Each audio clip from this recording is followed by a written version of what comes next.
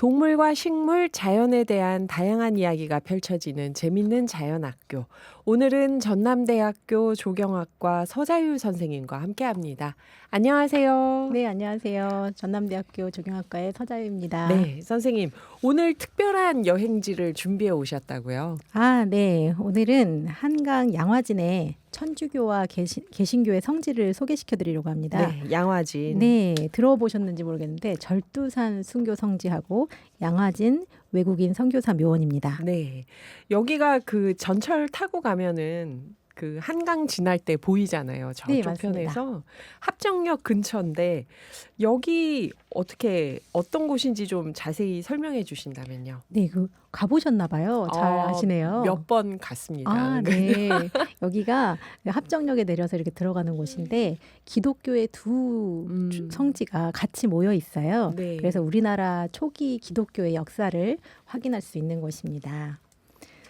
과거에 여기 지역의 이름이 양화진이었거든요. 그리고 잠두봉이라고도 불렀어요. 잠두봉이요? 네.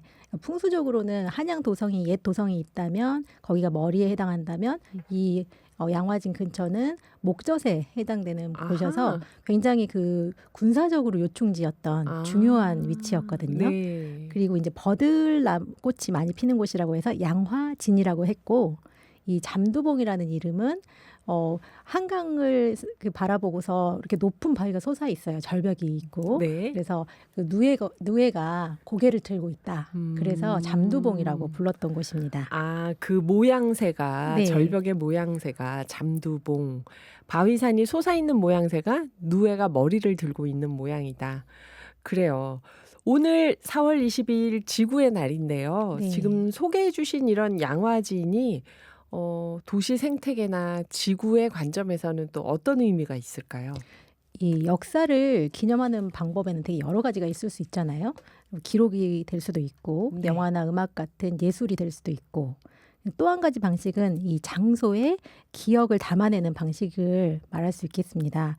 이런 공간을 메모리얼 랜드스케이프라고 하거든요. 네. 그래서 저 같은 이제 조경가들은 이 역사를 공간에 어떻게 담아내느냐, 이게 이제 저희들의 이제 핵심적인 연구 분야인데, 덕분에 이런 곳이 이제 공원으로 만들어진다면은 도심 속에서 사라지지 않고 옛 지형이 그대로 간직되면서 보존되기도 하고 또 기억의 저장소로 남아있게 되는 거죠. 그러면 이제 이용하는 사람들은 역사 공부와 더불어서 생태적인 풍요도 같이 누릴 수 있고, 그래서 이런 또 공간을 만들어 놓으면 문화 역사가 있는 곳이기 때문에 개발 압력에서도 그렇죠. 보존이 되고 그런 차원에서 또 의미가 있겠습니다. 그러니까 그 지형 자체가 역사를 기억하는 그 네. 자연 모습 그대로가 하나의 박물관이 되는 거네요. 그렇죠. 네. 그래요. 이 버들꽃이 피던 양화진이 지금 절두산이라고도 불리잖아요. 네. 이거는 왜 그럴까요? 이거 또 역사를 잘 아시는 희숙님이 아니, 흥미로워하실 제가 수 있는데 조용히 있겠습니다. 그럴까요? 흥선대원군의 천주교 박해하고 관련이 깊습니다. 네. 천주교가 18세기에 우리나라 들어오는데 초기에는 흥선대원군이 이렇게 천주교에 대적하지를 않았어요. 좀 우호적이었는데, 왜냐하면 대원군의 부인이나 그 집안 여인들이 또 천주교 신자였고, 대신들 중에서도 관료 중에서도 천주교 신자가 많이 있었대요. 네. 그런데 이제 조금 정세가 바뀐 게, 러시아가 청나라 연해주를 점령을 하면서 조선하고 이렇게 맞닿게 됩니다. 그러면서 조선에도 자꾸 남하를 하면서 압력을 가하게 되니까 네. 약간 부담을 느꼈겠죠. 그래서 러시아를 조금 대적해줄 만한 외세가 어디 있을까? 이제 프랑스를 다른 지목을 강대국을 해서 찾다가 네, 프랑스에게 좀 도움을 요청하고 싶어 해서 당연히 프랑스 선교사들의 힘을 좀 빌리고 싶었겠죠. 네. 근데 이제 이게 뜻대로 잘 되지 않고 미적미적하니까 흥선대원군이 좀 위기를 느껴요. 그리고 이제 조정 내부에서도 보수파들이 오랑캐 종교를 믿는 사람들에게 이렇게 의존하느냐 하면서 이제 비난을 하니까 네. 흥선대원군이 자신의 정치적인 입지의 위태로움을 느껴서 전세를 완전히 바꿉니다. 그래서 이제 1866년에 천주교 금지령을 내리면서 대대적인 박해가 시작되는데, 그 규모가 8년 동안 약 8천여 명, 그 이상으로도 추정을 하더라고요. 네. 이렇게 많은 천주교도들을 죽이고 프랑스 선교사 9명을 또 처형을 합니다. 근데 이 소식이 중국에 주둔해 있던 프랑스 군대에 들어가요. 네. 그랬더니 이제 프랑스가 바로 군대를 이끌고 강화도를 침공하죠. 그래서 이때가 이제 바로 병인 양요입니다. 네. 근데 이에 질세라 흥선대원군이 아주 이제 서양 배들이 잘 보이는 양화진 모래사장에다 처형장을 만들어서 보란 듯이 박해를 합니다. 그래서 그때 수많은 천주교인들의 머리가 잘려 나갔다 해서 절두산이라고 합니다. 절두산의 절두가 그 뜻이었네요. 그러면 네. 머리가 잘리는 어이구 무시무시한 이름이네요. 무시무시하죠. 그런데 이게 또 흥선대원군이나 조선 조정의 입장에서는 종교의 자유 여부와 관계없이 침략으로도 느껴졌을 테니까 병인 양요가 일어났을 때 네. 무슨 종교를 믿고 안 믿고를 우리가 우리나라에서 정하는데 왜 군대가 들어오냐 해가지고 더 이후로 천주교 곧 외세 이런 관점을 가지고 또 박해를 했을 것 같아요. 그 네. 이후에. 네. 근데 이게 지금은 이 천주교 성지가 되지 않았나요, 이곳이? 네, 그래서 한 100년쯤 뒤에 이제 이 잠두봉 위에다가 한국 천주교 순교자 박물관과 네. 병인 순교 100년 기념 성당을 건립을 합니다. 그래서 이제 외부에서는 순례자들이 천주교 박해에 대해서 알 수 있는 여러 가지 그 조형물들이 전시가 되어 있어요. 그래서 저는 이렇게 둘러보니까 여러 가지 조형물들도 있었지만 네. 그 중에서 이제 형구라는 집행을 했던 그 교수형 도구가 있는데요. 그게 좀 마음에 와닿더라고요. 커다란 그 연자맷돌처럼 생긴 돌에 네. 구멍이 나 있고 거기 이제 밧줄이 연결이 돼 있어서 거기에 사람 목을 매서 그걸 뒤에서 잡아당기면 사람 머리가 이제 돌에 부딪혀서 죽게 되는 아하. 굉장히 잔인한 돌인데 거기에 가면 전시가 되어 있더라고요. 예. 그렇게 그때 순교를 했다는 걸 보여주려고. 근데 거기 보면 또 옆에 양화진 외국인 선교사 묘원이 있잖아요. 네. 그러면은 그때 처형됐던 프랑스 선교사들이 이곳에 묻혀 있는 걸까요? 아니요. 그때 병인 박해에 순교한 카톨릭 신부님들은 네. 바로 시신도 안장되지 못하고 이렇게 그냥 방치가 됐는데 신자들이 목숨을 걸고 거기 들어가서 시신을 수습하거나 또는 이제 돈을 주고서 시신을 사오는 방법으로 해서 다른 곳에 이제 흩어져서 모시게 됩니다. 그런데 이제 나중에 조선하고 프랑스가 수교를 하게 된 1886년 이후에 이제 네. 공식적으로 유해를 찾아서 모시고 지금은 그 유해들이 모아져서 명동성당 지하에 있다고 하더라고요. 아하. 네. 이거 시신 수습하고 돈 주고 사고하는 것도 사실은 정말 그때 그 시점에서는 목숨을 걸고 했을 텐데 네. 뭔가 서자율 선생님이 지난번에 합천의 인사 얘기해 주실 때는 몽고 침략에 맞서서 8만 대장경을 만들고 그걸 또 옮기고 하는 과정에서 그 불자들의 마음이 어땠을까 이런 얘기를 해주셨는데 오늘은 순교를 감수하고 믿었던 이때의 천주교 신자들 마음은 어땠을까 그러시니까 그렇죠. 조경학과 선생님이시지만은 종교학 약간 비슷하다. 조경학 종교학 언어적으로 네. 비슷한가요? 네. 종교를 갖고 있는 분들의 마음이 뭘까 이런 걸 좀 짐작해 보게 되네요. 네.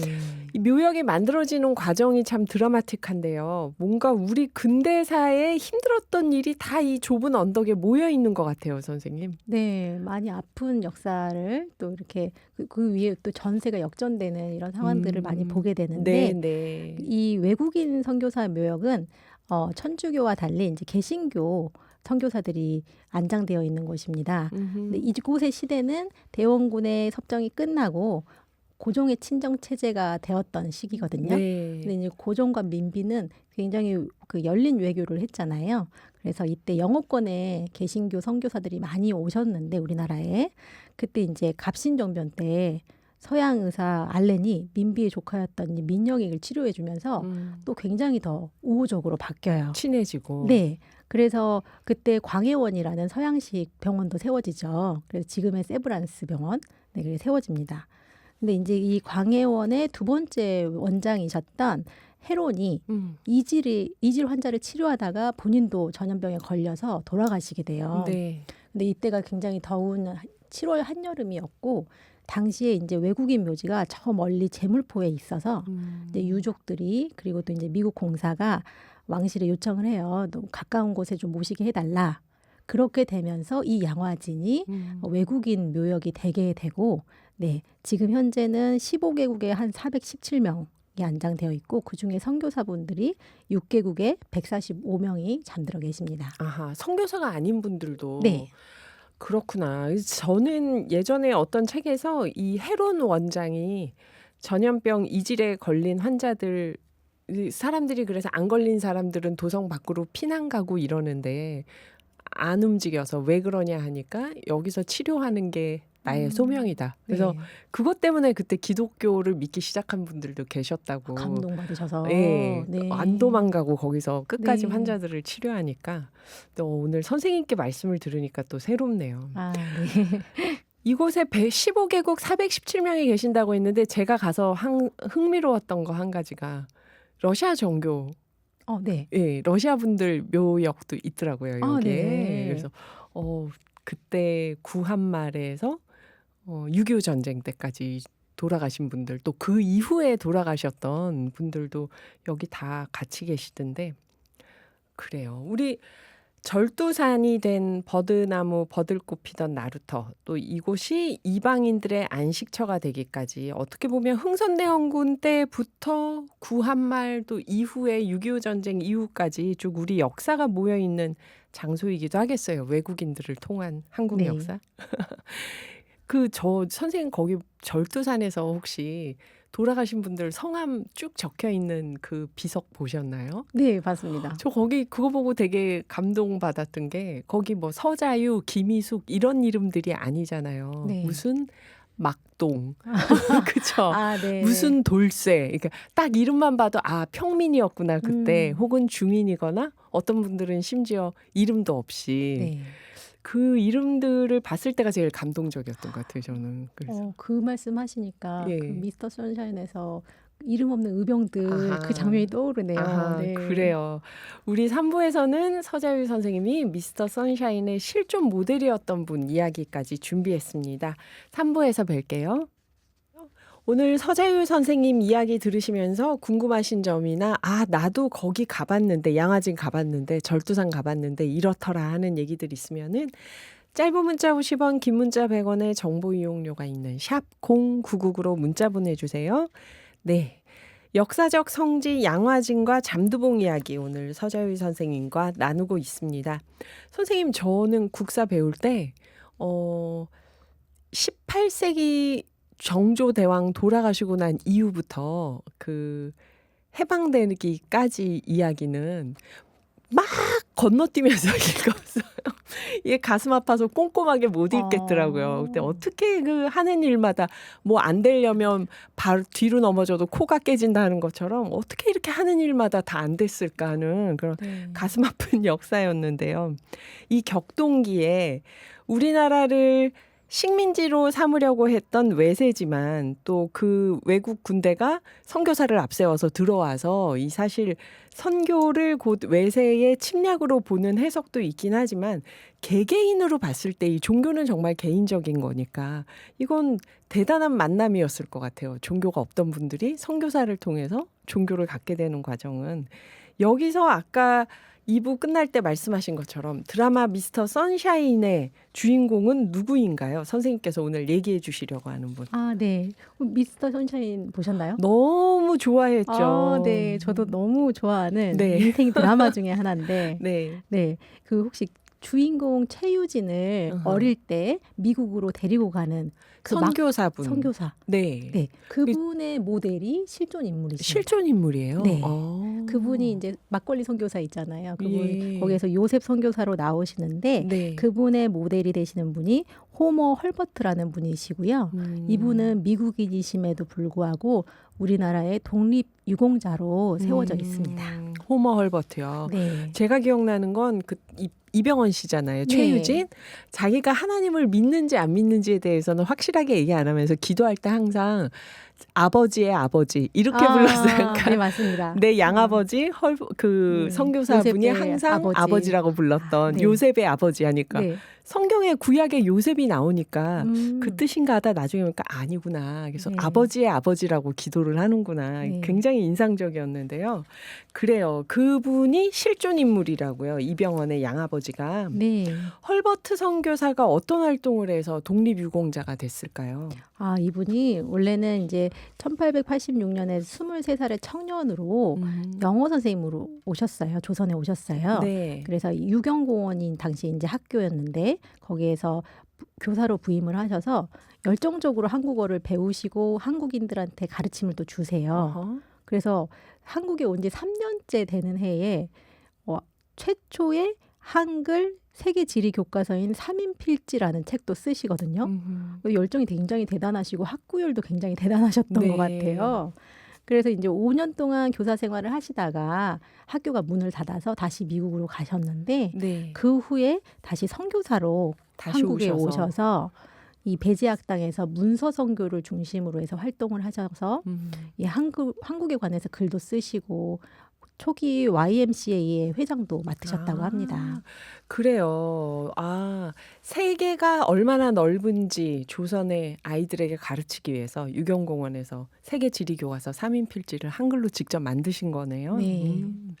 이때 사실 독립운동을 가담했던 선교사분들이 좀 있었잖아요. 헐버트 선교사도 그럼 이렇게 아이들을 가르치는 거 말고 적극적으로 독립운동 한 게 있었을까요? 네, 이분이 굉장히 큰 일을 많이 막중한 임무들을 많이 하셨어요. 첫 번째로는 그 일본이 을사늑약 때문에 한국의 외교권이나 재정권을 강제로 빼앗게 되잖아요. 그 직전에 고종에게 가서 이 루즈벨트 대통령에게 외교적인 도움을 호소하십시오. 제가 도와드리겠습니다. 이렇게 하면서 말씀을 드려요. 그래서 고종이 헐버트 선교사를 밀사로 파견을 해서 미국을 보내죠. 네. 그런데 우리가 모르는 사이에 미국과 일본이 가츠라 테프트 밀약을 맺은 상태였고 가서 아무것도 못하고 이제 헛걸음을 하고 오시게 되는 네. 그런 사건이 있었습니다. 그래서 고종은 어떤 외교적 역할을 기대하고 헐버트 선교사한테 임무를 맡겼는데 사실 이게 이제 공식적인 외교 국가 단위의 외교가 아니고 밀사처럼 가신 거잖아요. 그렇죠? 네, 그러니까 공식적인 외교로 미국하고 일본의 외교 라인에서는 이미 가츠라 테프트 밀약을 맺었던 거네요. 이때. 네. 그 전에 우리도 이제 조미 수호 통상 조약이라는 걸 맺어 맺었죠. 있었었는데 네. 이제 미국이 저희를 약간 조약을 배신한 안 거죠. 지켰죠. 배신한 거죠. 네. 조약 문구가 아무 소용이 없었죠. 이 조미수호 그쵸. 통상조약의 문구가. 네. 그러면 결국 고종의 밀서를 미국 정부에 전달도 못하고 온 건가요? 네, 그랬다고 합니다. 네. 네. 돌아와서 헐버트는 그러면 조선에 다시 돌아왔을 때 조선인으로 살았을까, 미국인으로 살았을까, 이것도 참 궁금한데요. 네. 그리고 또 했던 활동이 있다고요? 네. 이분이 또 미국인으로서 할 수 있는 도움을 또 많이 주셨던 것 같아요. 그래서 헤이그 특사를 고종이 보내는 것도 이제 이 선교사께서 고종에게 이런 평화 회의가 열리니까 사람들을 보내십시오. 저도 가겠습니다. 이준 열사랑 갈 때. 네네. 네. 그렇게 해서 이제 만국 평화 회의에 이준, 이상설, 위종 이 세 사람들이 가시면서 네. 헐버트 선교사도 같이 가시죠. 가서 이제 열심히 한국의 독립이 필요한 상황을 선포를 하고 하는데 그게 잘 먹히지가 않아서 안타깝게 고생을 하고 오십니다. 네, 그때 뭐 입장도 안 되고 그러지 않았나요? 헤이그 네. 가서? 실패를 했죠. 일본이 이미 뭐 네. 네. 그리고 사실 거기 모인 다른 나라들도 자기 식민지들이 있는데 사실 저는 프랑스한테 우리 지배를 막아주세요 하는 게 앞뒤가 안 맞는다고 생각했던 게 그만큼 우리가 그러니까 국제 정세가 어두웠던 게 그 나라들도 다 자기 식민지가 있는데 남의 나라가 조선을 식민지 삼는 거를 우리 식민지로 할게 하고 싸우는 게 아니고 조선의 독립을 보장할 게 할 리가 없잖아요. 그럼 자기들 식민지들도 다 독립을 시켜줘야 되는 건데 그래서 이게 참 오히려 그 우리 집 고양이하고 싸우려고 쥐가 옆집 고양이한테 부탁을 하는 셈인데 네네. 그래요. 저희 사실 미스터 선샤인에 보면은 왕의 밀서를 갖고 가는 것도 있고 또 독립운동 자금에 대한 얘기도 있고 그랬잖아요. 이거 네. 헐버트 선교사도 그랬던 건가요? 네. 고종과 굉장히 두터운 신의가 있었던 분인 것 같아요. 그래서 고종이 퇴위되시고 나서도 이분이 이제 이분에게 부탁을 하세요. 본인의 마지막 밀명이다. 퇴위 부탁을 후에도 들어달라 했는데 그 내용이 상하이 독일은행에 본인이 예치해둔 내탕금, 비자금이거든요. 네. 그걸 대신 찾아달라는 거였어요. 예. 그때 그 고종이 예치해둔 돈이 51만 마르크고 지금 돈으로 하면 한화 약 250억 원인데 이게 당시에 국가 세금의 1.5%에 해당되는 돈이라고 하니까 네. 사실 뭐 한화의 가치 250억 원보다 훨씬 더 큰 액수였죠. 큰 가치라고 네, 볼 수 네. 있습니다. 그래서 이걸 찾으러 헐버트 선교사가 갑니다. 근데 이미 1년 전에 일본이 가짜 서류를 통해서 그 독일 은행에다가 한국의 독립자금 내수를 탕감하겠대 부채 탕환에 쓰겠다 하면서 가지고 돈을 갔던 거죠. 이미 찾아갔던 거예요. 그래서 참 안타깝게 이렇게 어려운 일들을 많이 해주시는데 한 번도 제대로 성공을 못하면서도 계속 무언가를 했던 거네요. 그러면 헐버트 선교사가 이게 왕 고종이 친하다고 해도 이게 또 다른 나라에서는 안 좋아할 수도 있는 일이니까 선뜻하기 어려웠을 것 같은데요. 이런 중대한 임무들. 헐버트 선교사가 그만큼 한국 조선을 좋아했던 걸까요? 그러셨던 것 같아요. 만약에 희수님께서 어디 해외에 약한 나라에 어떤 봉사활동을 가신다. 네. 그러면 약간 이런 애민 사상이 생기겠죠. 그런 게 있겠죠. 네. 이 사람들이 좀 잘 됐으면 좋겠다 이런 마음. 그런 마음 때문인지 한국을 굉장히 사랑하셨던 것 같고 근데 미국으로 돌아가신 후에도 굉장히 한국의 독립을 위해서 여러 가지 순회 강연, 신문 기고 이런 것들을 많이 하셨대요. 그러면서 루즈벨트 대통령의 이 한국에 대한 정책도 비판을 하고 그랬다고 합니다.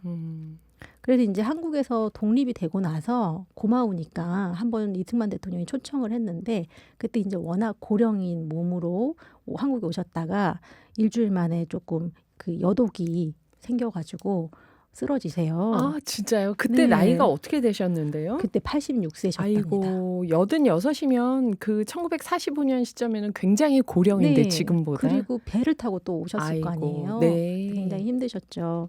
그래서 그때 쓰러지시고 나서 돌아가시게 돼서 양화진 외국인 선교사 묘원에 잠들어 계시는데요. 네. 근데 그분이 돌아가시기 전에 나는 웨스터민스터 사원에 묻히는 것보다 한국에 묻히고 싶다라는 유언을 이렇게 남기셨다고 합니다. 훨씬 의미 있다 나에게 이곳이.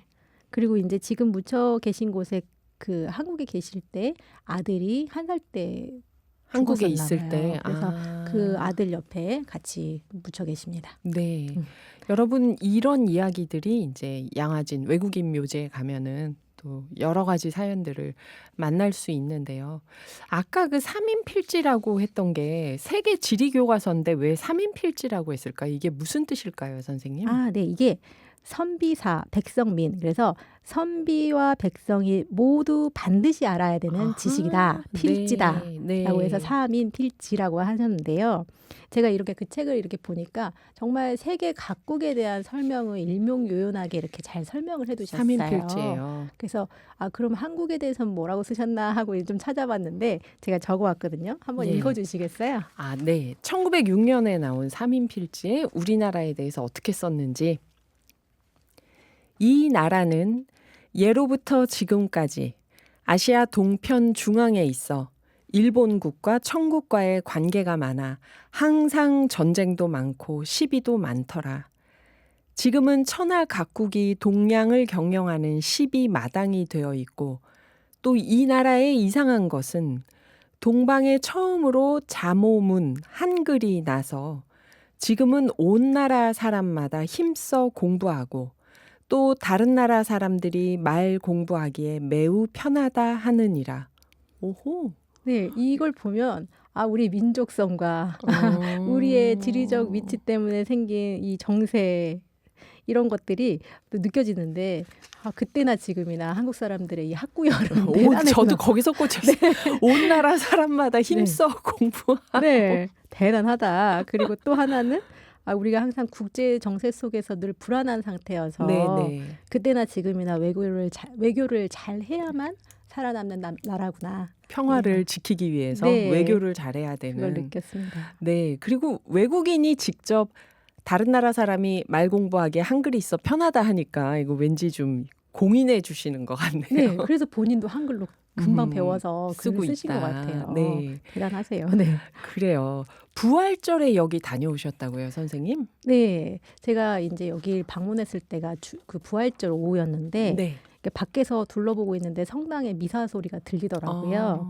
근데 이제 그 미국 이란전 때문에 생명을 잃은 그 사람들을 이제 애도하면서 더 이상 생명이 희생당하지 않기를 바라는 평화의 기도를 하시는데 그때 밖에 있으면서 굉장히 마음이 무거웠습니다. 네. 그래서 이제 병인박해에 죽어간 8,000명이라는 생명들 그리고 이국 땅에 오셔가지고 여기서 선교를 하시다가 돌아가신 그 선교사님들 그리고 지금 정치적인 희생으로 목숨을 잃어가는 이제 중동의 생명들이 먼 과거나 또 타국의 이야기가 아니라 우리 이웃의 이야기구나 하는 그런 마음으로 좀 들었습니다. 네. 그래서 이들의 죽음이 우리의 기억으로 인해서 다시 부활했으면 하는 그런 생각이 들었습니다. 거기가 양화진이죠. 제가 갔을 때 이 예수의 생애에 따라서 걸으면서 한 바퀴 걸을 때마다 어떤 생애의 어떤 한 순간이 기억되도록 만들었던데 그게 마지막에 부활로 끝나더라고요. 그래서 네. 선생님께서 여기서 또 부활을 생각하셨구나 생각을 했네요. 그래요. 우리 오늘 4월 22일 지구의 날을 맞아서 양화진의 바위 언덕 잠두봉에서 땅이 기억하는 역사와 그 땅을 사랑한 조선 사람들, 프랑스 사람들, 미국 사람들, 외국인들의 생명을 함께 만났는데요. 지구의 날을 맞이해서 서자율 선생님이 한 말씀 남겨주신다면요. 오늘 지구의 날인데요. 제가 이제 지구의 한 생명체인 인간의 이제 죽음에 관해서 또 그 죽음에 담긴 슬픈 공간에 대해서 이야기를 좀 했습니다.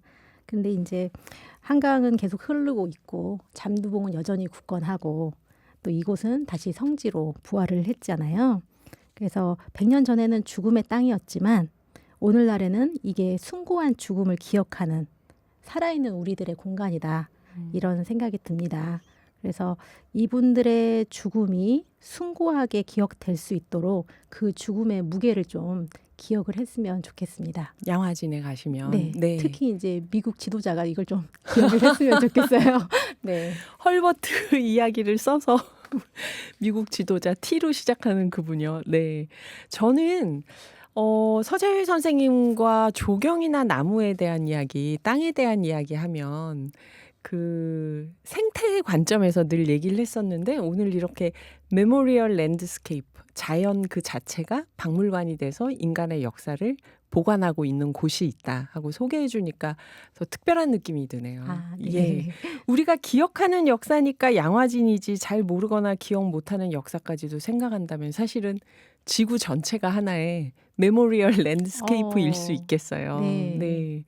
오늘 재밌는 자연학교 전남대학교 서자휘 선생님과 함께했습니다. 선생님 감사드리고 다음번에도 또 자연을 보고 우리가 느낄 수 있는 공간으로 초대해 주시기 바랍니다. 감사합니다. 네, 감사합니다. 다음에도 땅에 새겨진 이야기들을 들고 찾아오겠습니다. 네, 안녕히 계세요. 감사합니다.